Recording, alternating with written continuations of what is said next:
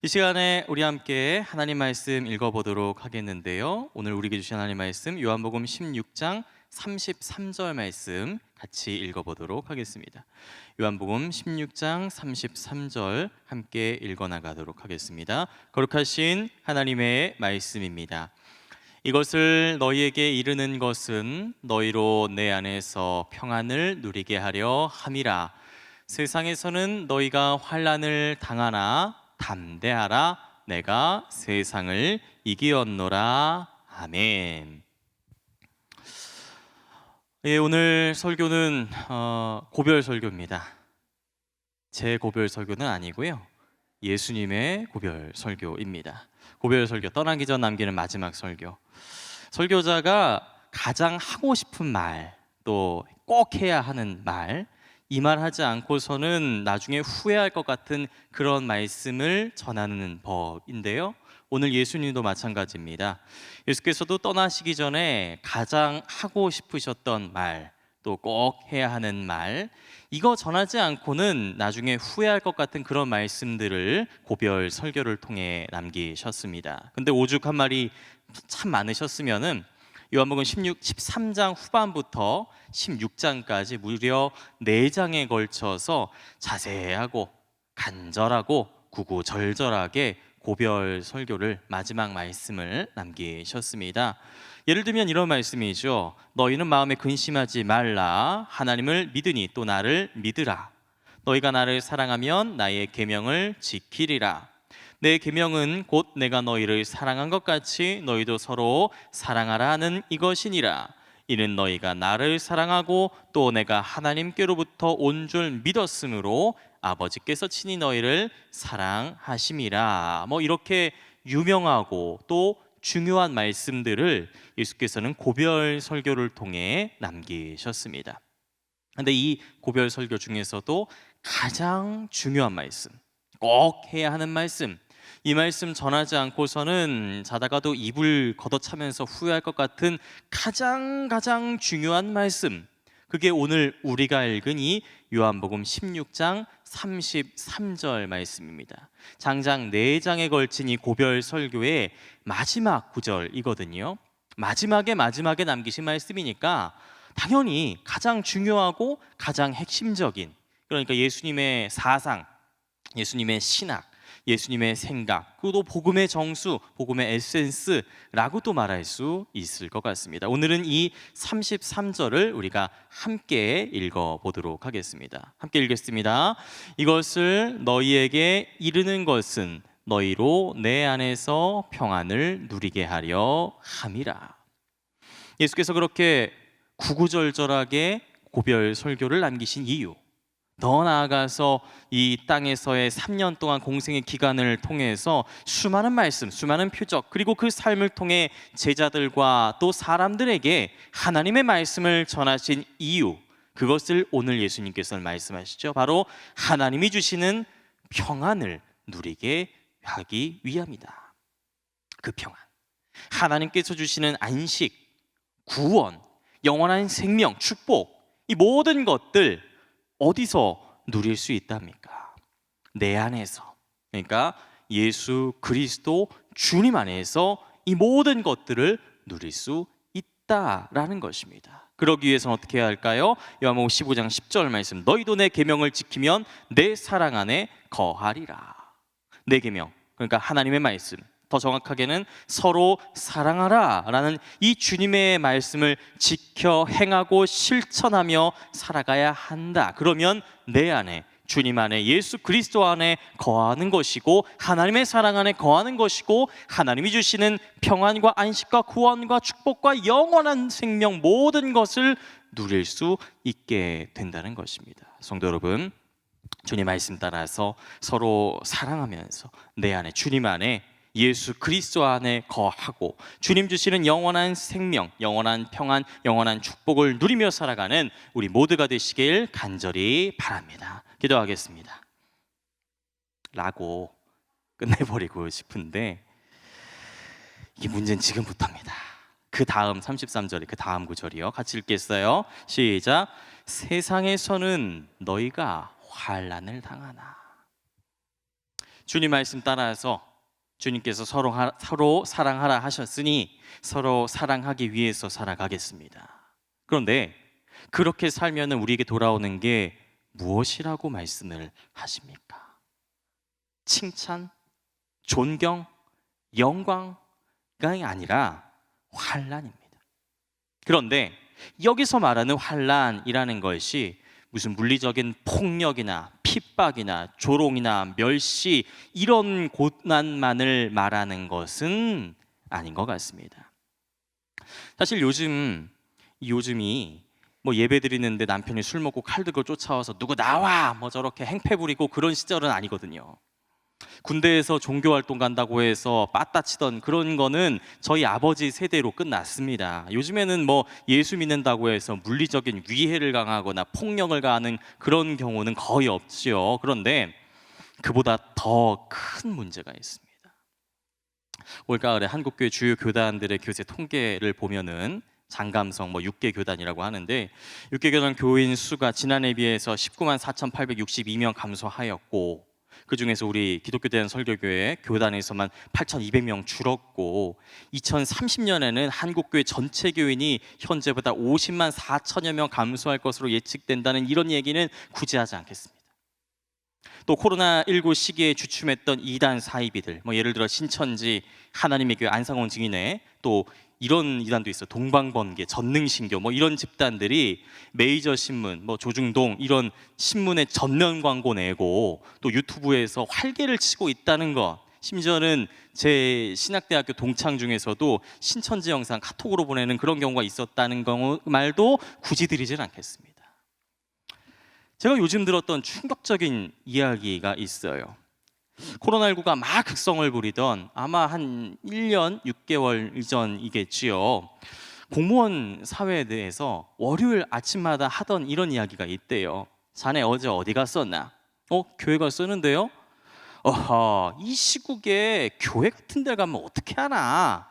이랬대요. 그런데 요즘에는 대화가 이렇게 바뀐다. 자네 어제 어디 갔었나? 교회 갔었는데요. 교회? 아니 아직도 교회 같은 데 가는 사람이 있어?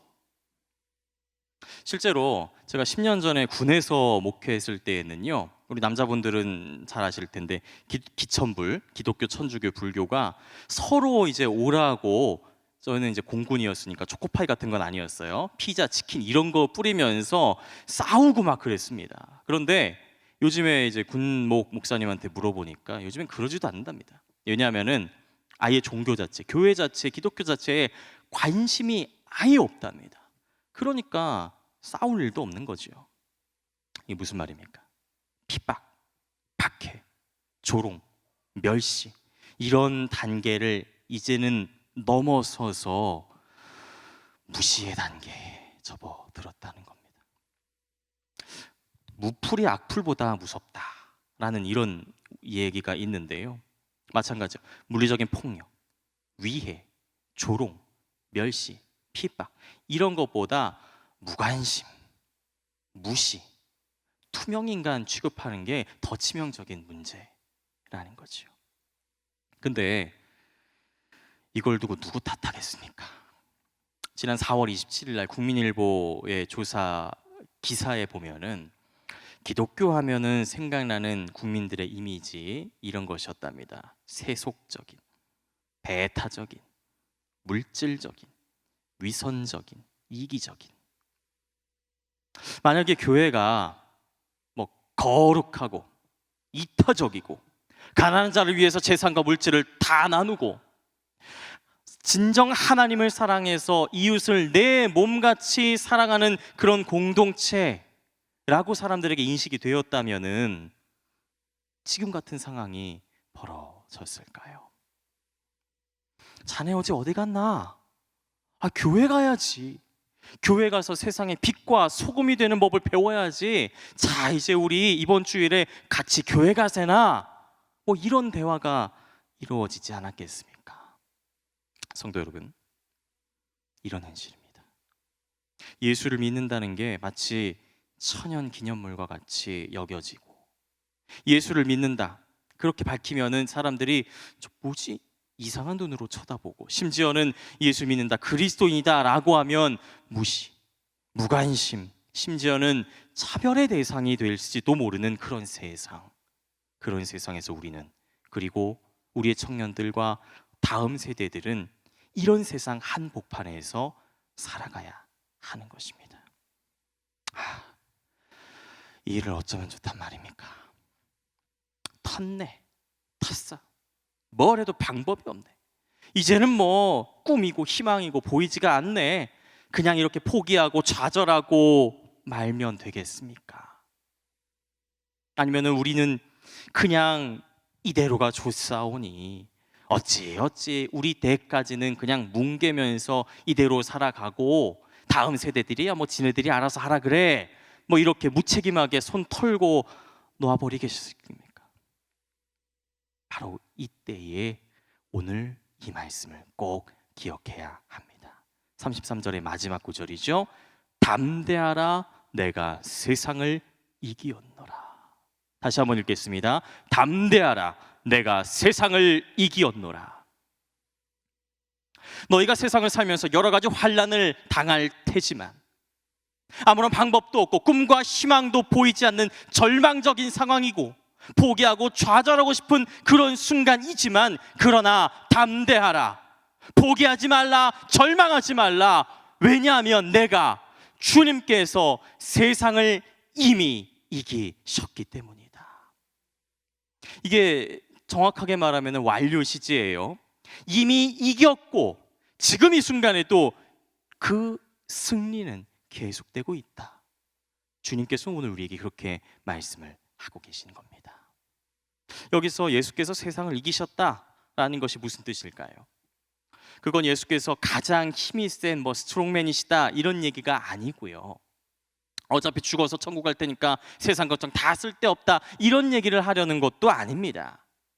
예수께서 세상을 이기셨다라는 이 말은 예수께서 정하신 복음, 곧 하나님의 나라, 하나님의 의, 그의 말씀과 뜻이 세상에서 가장 중요하고 소중하고 옳은 가치라는 사실, 그래서 그 뜻을 따르는 것만이 참된 평안, 참된 안식, 영원한 생명을 얻는 유일한 길이라는 사실을 우리에게 분명하게 말해주고 있는 것이지요.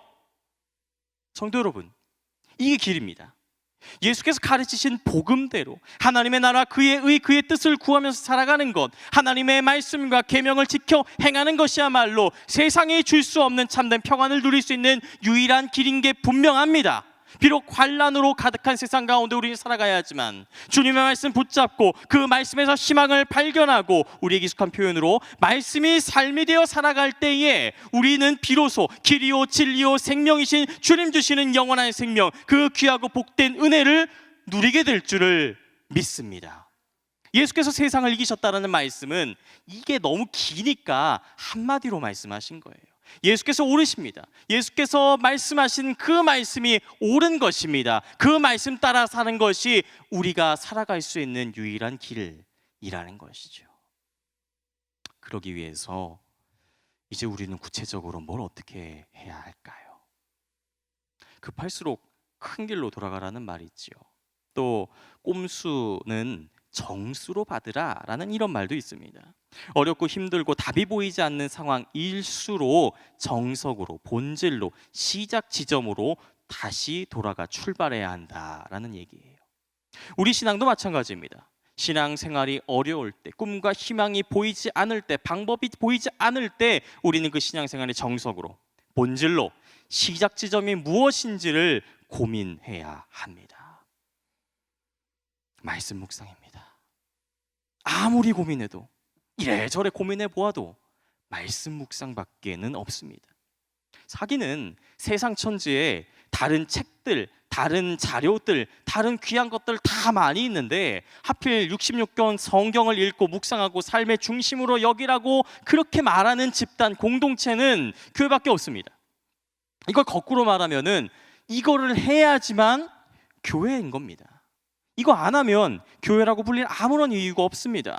말씀 묵상이 없다면 그냥 성락성결 산악회, 성락성결 탁구교실, 성락성결 부동산, 성락성결 어린이집, 또 뭐가 있습니까? 아무튼 간에 교회가 교회될 수 있는 유일한 이유는 하나님의 말씀을 우리 삶의 중심으로 삼기 때문입니다. 말씀이신 주 예수 그리스도의 십자가 복음이 우리 삶의 희망이라는 사실을 믿기 때문이지요. 주께서 보내시겠다 말씀하신 보혜사 성령께서 오늘 우리와 함께 하신다라고 고백하기 때문에 이 시간 우리가 이곳에 모여 있는 겁니다. 말씀삼 공동체 성락성결교회라고 자부할 수 있는 유일한 이유는 바로 이것입니다. 우리가 말씀을 묵상하기 때문입니다. 말씀밖에 없습니다. 말씀 외에는 방법이 없습니다. 우리에게 익숙한 표현으로는 공예배에 참여하고 매일의 말씀 묵상을 통해서 말씀이 삶에 되게 하는 것, 말씀 삶 운동, 이것이 우리 신앙의 정석이고 본질이고 시작 지점이어야 하는 것이지요. 그런데 여기 예배당에 그냥 앉아서 혹은 이 유튜브로 실황 중계 보면서 스피커로 들리는 이 설교 이야기들 그저 귀로 듣는다고만 해서 그게 공예배 참여하는 거 아닙니다. 예배실 들어오면서 밖에서 QR코드 물론 찍으셔야 돼요. 찍으셔야 저희에게 도움이 되는 건 맞습니다. 하지만 그거 찍는다고 해서 공예배 참여하는 거 아니에요. 공예배 참여한다라는 것은 예배 때 우리가 불렀던 이 찬양이 나의 믿음의 고백이라는 사실을 인정하고, 또 맡은 이들이, 장로님들이 준비한 이 공동 기도문 한 구절 한 구절이 내 기도입니다, 나도 이렇게 기도합니다 라고 같이 기도하는 것입니다. 그리고 이게 참 중요한데요, 강단에서 선포되는 설교의 말씀이 정작 맞는 말인지, 이게 맥락상 옳은 소리인지, 성경에 정말 그런 구절이 있는 게 맞는지, 차목사가 저거 강단에서 헛소리하지 않는지 한마디 한마디 귀를 기울여 듣고 깊이 생각하고 마음에 새기는 것. 그래서 이 모든 고민과 고뇌와 성찰의 과정을 통해서 맞구나, 성경에 따르면 옳은 소리구나, 하나님께서 이 말씀을 오늘 다른 누구도 아니라 오늘 나에게 주시는구나, 이렇게 동의하고 인정하고 믿음으로 고백하는 것, 그리고 그것을 어떻게 해서든 실천하기 위해서 월화수목금토 일주일 내내 고민하고 고뇌하고 애쓰는 이 모든 과정, 이것이 바로 공예배에 참여하는 것입니다. 이 모든 과정이 있어야지만 하나님께서는 이 예배를 통해 우리에게 은혜를 주시는 거죠. 또한 매일의 말씀 묵상이라는 것은 이 모든 과정을 집에서, 직장에서, 삶의 자리에서 실제로 실습해 보시라는 겁니다. 동그라미, 네모, 세모 밑줄 치는 거 크게 중요한 게 아니에요. 오늘의 성경 말씀을 눈으로 보고 귀로 듣고 입으로 읽으면서 이 말씀이 대체 무슨 이야기인지, 이게 무슨 소리를 하고 있는 건지, 그리고 이 이야기가 나랑 오늘 무슨 상관인지를 깊이 고민하는 것. 예를 들어서 오늘 예수께서 내가 세상을 이기었노라 라고 말씀하셨는데 이게 정말 이긴 게 맞는지, 이제 예수께서는 바로 다음에 겟세마네 동산에 잡혀가시고 십자가에서 고난받아서 죽음 당하실 건데 그걸 가지고 이기셨다라고 말하는 게 맞는 말인지, 그리고 혹시 내가 예수님을 이겨먹으려고 들지는 않았는지, 이렇게 아침부터 저녁까지 곰곰이 생각하고, 일할 때도 생각하고, 밥 먹을 때도 생각하고, 화장실 갈 때도 생각하고, 결국에 그렇구나, 예수께서 내가 세상을 이겼다라고 말씀하셨는데 진짜 이기신 게 맞구나, 십자가의 죽음이야말로 부활의 영광으로 가는 길임을 우리가 알았구나. 그래서 예수께서 가르치신 하나님의 나라와 하나님의 복음과 그 가치가 세상에서 가장 귀하고 복되고 옳은 것이 맞구나. 주님은 오르십니다. 주님께서 가르치신 복음, 하나님의 말씀이야말로 길이요 진리요 생명임을 내가 믿습니다. 나도 오늘 그 말씀을 따라서 살겠습니다. 주님 도와주십시오. 주님 힘 주십시오. 주님 오늘 나를 인도해 주십시오. 이렇게 마음으로 깨닫고 기도할 때에 하나님께서는 우리에게 비로소 매일매일의 은혜를 주시는 겁니다. 그것이 매일의 말씀 묵상이지요. 이걸 잘했던 사람들이 있지요. 우리가 잘 아는 사도행전 17장의 베레아 사람들, 사도행 10장 11절 베레아에 있는 사람들은 데살로니가에 있는 사람들보다 더 너그러워서 간절한 마음으로 말씀을 받고 이것이 그러한가 하여 날마다 성경을 상고함으로. 여기서 날마다 성경을 상고했다라는 게 우리로 치면은 말씀을 묵상했다라는 겁니다. 이처럼 우리는 공예배를 통해서 매일의 말씀 묵상을 통해서 날마다 성경을 상고하고 묵상하고 씹고 뜯고 맛보고 깊이 성찰하고 이것이 그러한가, 이것이 합당한가, 옳은 소리인가, 오늘 나에게 이 말씀을 주신 이유가 무엇인가, 그리고 이 말씀을 통해 어떤 은혜를 주시는가, 그리고 더 나아가서 왜 나는 그렇게 못 살까, 왜 나는 하나님의 말씀대로 사는 게 이렇게 어려울까, 이렇게 고민하고 고뇌하고 깨지고 넘어질 때, 그러나 그럼에도 불구하고 주님을 의지하고 내 손과 발로 하나님의 말씀을 실천하기 위해 애를 쓸 때에 우리는 비로소 말씀 앞에, 말씀이신 주님 앞에, 비로소 하나님 앞에 온전하게 설 수 있는 것입니다. 이게 신앙생활의 정석이고 본질이고 우리가 돌아가야 될, 출발해야 될 시작 지점입니다. 성도 여러분, 이렇게 하면 됩니다. 이대로만 하면 됩니다. 주님께서 오늘 고별 설교를 통해서 가르치신 것처럼 이 말씀을 지켜 행하면 됩니다. 공예배를 통해서, 매일의 말씀 묵상을 통해서 우리가 말씀 안에 거할 때 우리는 주님께서 주시는 참된 평안과 안식과 은혜와 영원한 생명을 얻게 될 것입니다. 물론 이건 쉬운 건 아니죠. 매일 우리에게 닥쳐오는 여러 가지 모양의 환난들, 게으름, 귀차니즘, 고집, 편견, 무관심, 분주함, 여러 가지 모양의 환난들 앞에서 우리는 금방이라도 주저앉고 싶습니다. 포기하고 싶습니다. 좌절하고 싶습니다. 당장 저도 그래요. 말씀을 전하는 목사이면서도 정작 이 말씀대로 사는 게 맞나? 말씀을 묵상하면 뭐가 달라지긴 하는 건가? 맨날 백날 말씀 묵상하는데 뭐 하나 달라지는 게 없는 내 모습을 보면서 맨날 힘들고 고단하고 피로하고 남루한 인생일 뿐인데 한탄하고 포기하고 넘어지고 싶을 때가 한두 번이 아닙니다. 그런데 여러분, 그럴 때마다 오늘 이 말씀을 꼭 기억하시기 바랍니다. 세상에서는 너희가 환난을 당하나 담대하라, 내가 이미 세상을 이기었노라. 주님께서는 세상을 이미 이기셨습니다. 그 말은 주님께서 가르쳐 주신 게 마땅하고 옳은 말이라는 거지요. 주님께서 담대하라고 말씀하셨으니 오늘 나도 그 말씀을 붙잡기 원합니다. 나도 그 말씀대로 담대하게 살기 원합니다. 포기하고 좌절하고 넘어지고 싶을지라도 일주일 동안 그 말씀 붙잡고 깊이 묵상하면서 마음에 새기고 그 말씀을 의지하면서 세상 가운데 환난 가운데 굳게 서겠습니다. 이 시간 결단하고 기도하는 우리 모든 성도들이 되기 바랍니다.